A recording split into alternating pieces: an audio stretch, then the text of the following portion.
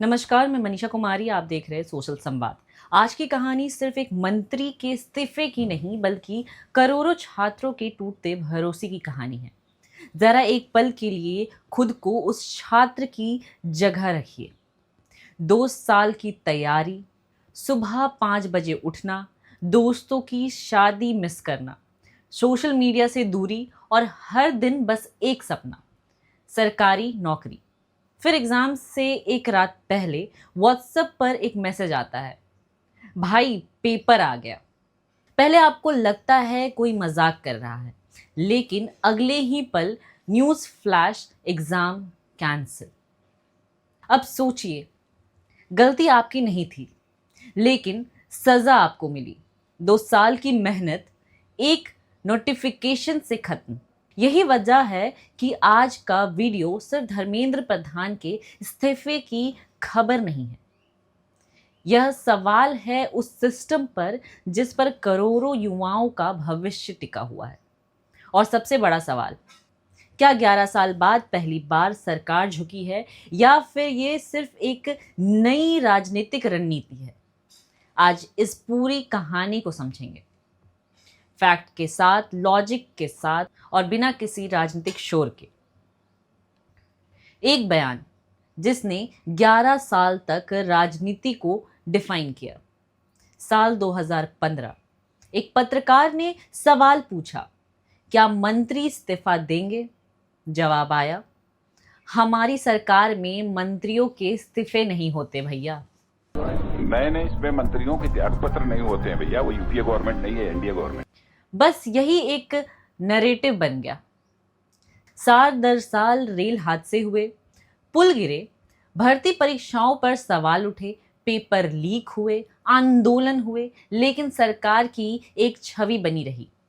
सरकार फैसले बदल सकती है लेकिन दबाव में नहीं झुकती। फिर 25 जुलाई 2026 शिक्षा मंत्री बदल जाते हैं। अब सवाल सिर्फ मंत्री बदलने का नहीं है, सवाल है क्या सरकार बदली या उसकी रणनीति। एक छोटी सी मिसाल, अगर कोई कंपनी कहे एम्प्लॉय ने रिजाइन कर दिया तो कहानी अलग लगेगी। अगर वही कंपनी कहे हमने एम्प्लॉय को निकाल दिया, घटना वही लेकिन कहानी बदल गई। यही राजनीति है, यही पब्लिक रिलेशन है और यही खेल इस पूरे घटनाक्रम में दिखाई देता है। एक पक्ष कहता है सरकार झुक गई, दूसरा पक्ष कहता है सरकार ने छात्रों की आवाज सुनी।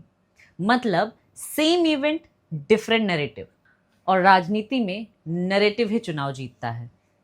असली सवाल, जीत किसकी हुई?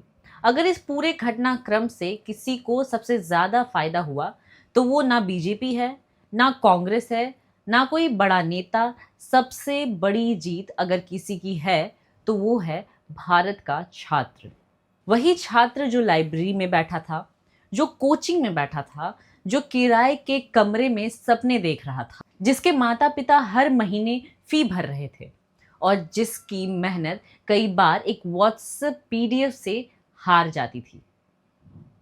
लेकिन क्या सिर्फ मंत्री बदलने से सिस्टम बदल जाएगा? यही से शुरू होता है सबसे बड़ा सवाल। क्या नया शिक्षा मंत्री आने के बाद पेपर लीक बंद हो जाएगा?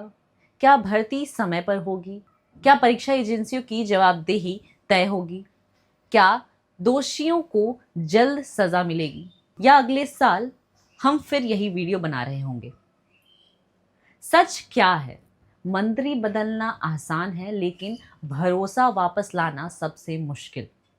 क्योंकि पेपर लीक सिर्फ एक खबर नहीं होता, किसी का एक साल, किसी का सपना और कई बार पूरे परिवार की उम्मीद एक ही दिन में खत्म हो जाती है।